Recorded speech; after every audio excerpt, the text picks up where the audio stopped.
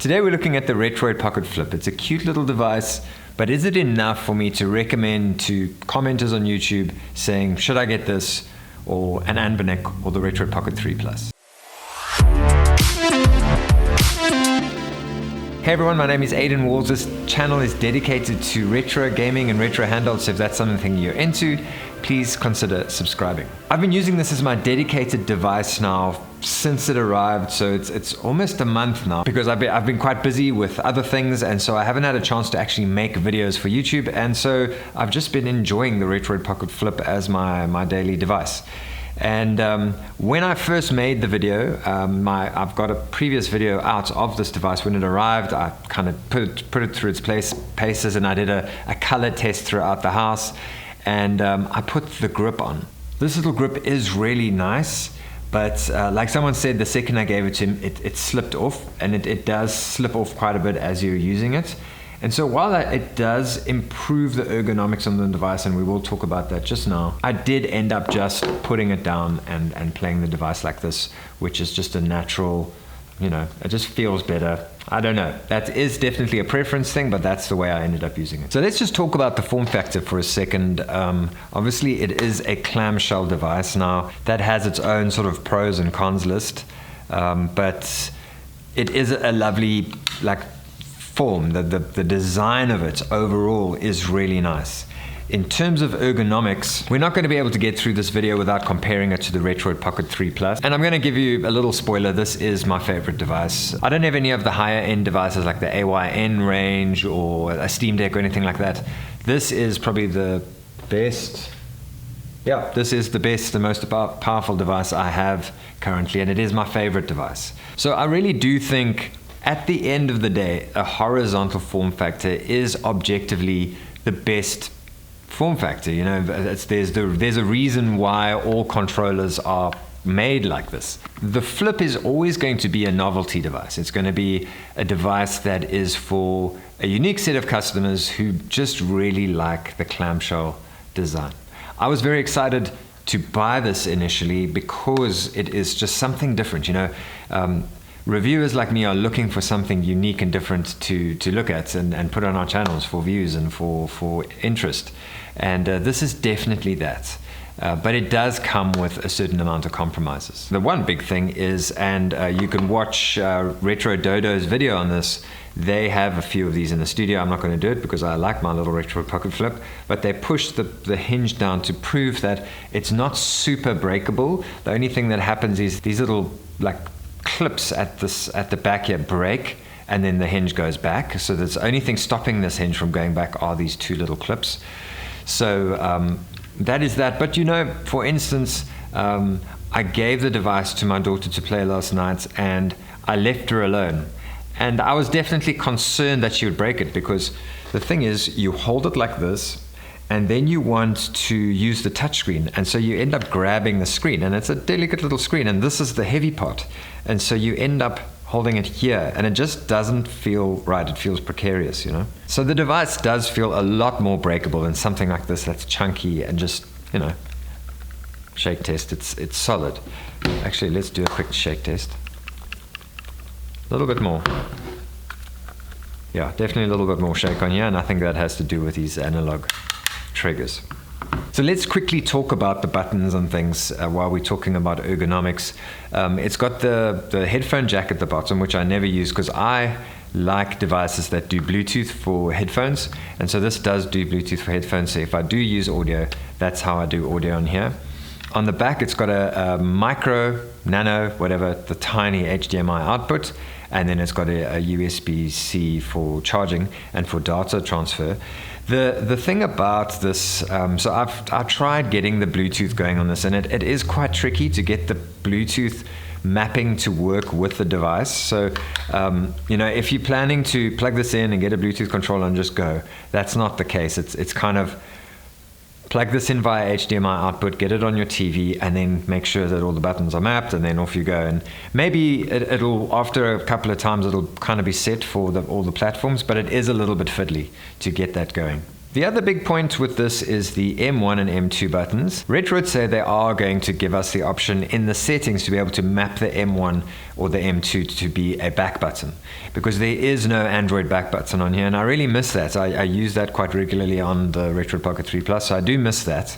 And I think they were intending to turn these to be mappable as back buttons, so you can have one as a back button and one as a menu button for your gaming. The other little gripe that I have with this device is that the buttons are so tiny. It's like the tiniest power button known to mankind on the front here, and then the tiniest little volume buttons on the side. I've got fairly skinny fingers, and I struggle with it. So if someone's got stubby fingers, they're really going to struggle to power it on and to change the volume. It's a strange little design quirk to make such small buttons on it. And then I just want to talk about, so I've made a setup guide, and I made the setup guide admittedly before I had this device. So what I said to myself was the Retroid Pocket 3 Plus is it's identical to the Retroid Pocket Flip. The only difference is this has a cooling fan inside, which incidentally doesn't make a huge difference to performance, but I think some people were concerned about it getting warm because they have actually introduced a performance mode, and so having cooling does help a little bit, but that's the only difference. And so my setup guide, I've had some people saying, oh, it's different, the setup is different. Just don't think there's much truth to that. What I do think is, and it is something that I want to get to on my written guide, is the fact that these M1 and M2 buttons allow you to map the buttons a little bit differently to the way that I did in my setup guide.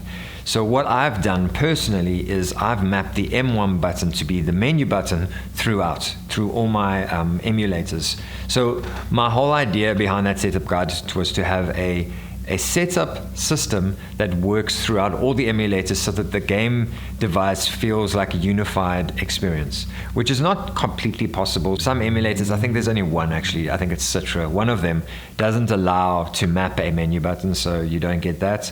But for this, I've mapped the M1 buttons as a menu button throughout my emulators, which made it feel like a nice unified experience. So that's the only real change that I'm going to make to my written guide. And then I spoke about compromises. The compromises are these sliders, how do I put it? They just aren't very nice.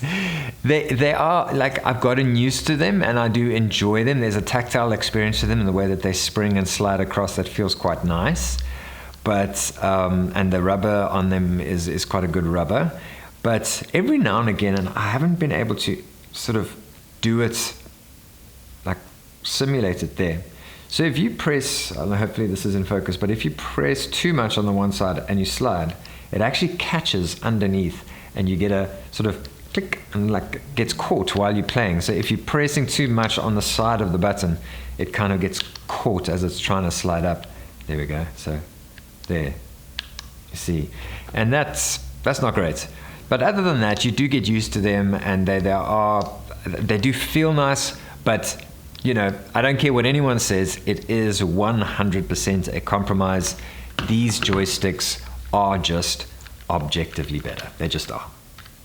Have an argument with me in the comments, but you're wrong. Okay, so next thing. Okay, before we move on, let's talk about the buttons while I'm talking about the sliders. And again, now that I've opened it, I've remembered the start and select buttons. How small are those buttons? It's just ridiculous. They've got a nice little clickiness to them. They're fine, but they're just ridiculously small. I don't know what they were thinking.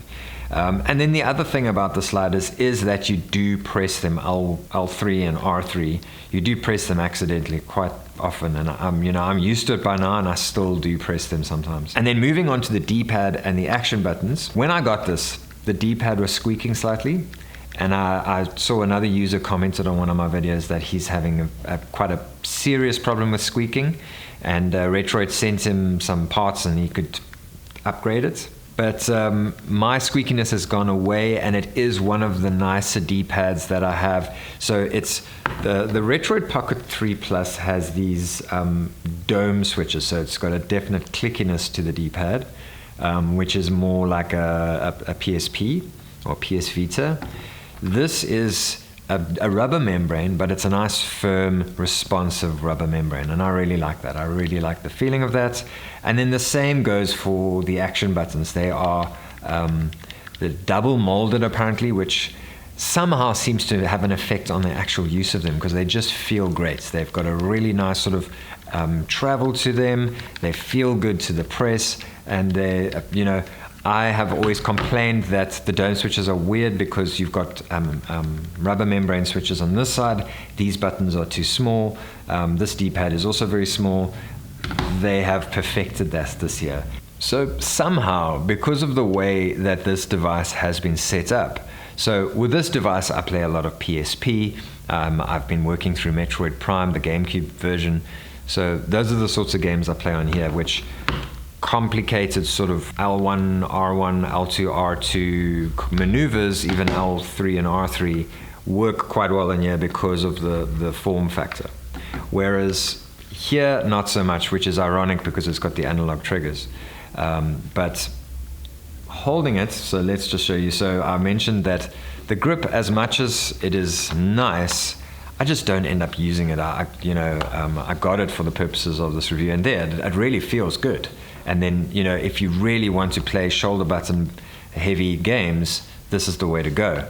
But it just doesn't feel right. And so using the device like this, you do end up holding it more with your fingers here and your thumbs there. So you end up holding it like a Nintendo DS. And kind of purely by accident, I started discovering Nintendo DS games with this device. And I can tell you the experience has been really great. Whoops. You can see I'm on a fairly advanced stage because I've been playing through New Super Mario 4 NDS since this device arrived. And it really feels good. It feels like, I don't want Nintendo to hear me say this, but it feels like the game was meant for the Retroid Pocket Flip. Please don't report me to Nintendo on that one. It was purely by accident. Maybe it was subconscious having this flip device, but having this device naturally just ended up becoming my NDS device. And so I'm working through New Super Mario, and it's just a really nice experience, especially just holding it like that, not worrying about the shoulder buttons. But therein lies part of the value proposition, is the fact that you are spending the same amount of money, I think it's the same price as the Retroid Pocket 3 Plus. So the same price, and you're not getting to play those higher end games because of the form factor. Then you have to use a grip that's a bit slippy and funny, and then it looks odd. I said to everyone, it does look fairly suggestive. It's just I traveled. I flew twice with this device. Actually, no, just once. And I just wouldn't take this with me. I feel weird taking it with me. So I hold the device like this, and I really enjoy Nintendo DS. You can play a little bit of 3DS with this, but that's as far as it goes. And then obviously all your retro games play fine on here. I really enjoy playing Sonic on here. It's really good for that. So ultimately, in terms of the power versus the money that you're spending, this has to be for someone who really likes the form factor, who loves the form factor and understands the compromises that come with it, and doesn't mind the price tag. You're paying a slightly premium price to pay fairly old games, because like Metroid Prime, I tried to play it and it just frustrated me because the buttons are funny. And actually that's another form factor point. The way this, and I haven't seen any reviewer mention this, but the way that this is structured, the lid actually gets in the way of the L1 and R1 buttons, and so it's difficult to get your finger in there, so you end up pressing it here, which I suppose is fine, but then you have to move to get to the L2 or R2. So it is a little bit of a strange form factor for those things, and that's why I say I naturally just ended up playing New Super Mario on Nintendo DS with this device. I'm a reviewer and I have the luxury of all these devices, but for you as someone who's spending their money, I want you to understand that there are compromises with this device. It's beautiful, it's well crafted, it's, you know, this form factor is just great. I really like it, but there are compromises to be made. And so the question is, should you be spending your money on this device rather than the Anbernic RG405M, which I'm busy working on now, the Retroid Pocket 3 Plus, what are the other ones? There's the Powkiddy X28, which is Very good value, still in the post unfortunately, so I'll get to that one soon. Very good value for the same performance. Should you be paying the premium? If you want a device that feels premium, that looks premium, that's something just a little bit special, and you're willing to compromise, it's going to be a little bit more frustrating to play higher end games, then I think you're going to really, really love this device. I think the people who understand that and still choose it are going to absolutely love it. For the people who don't understand that and are expecting a very ergonomic experience, they're going to be a little bit disappointed.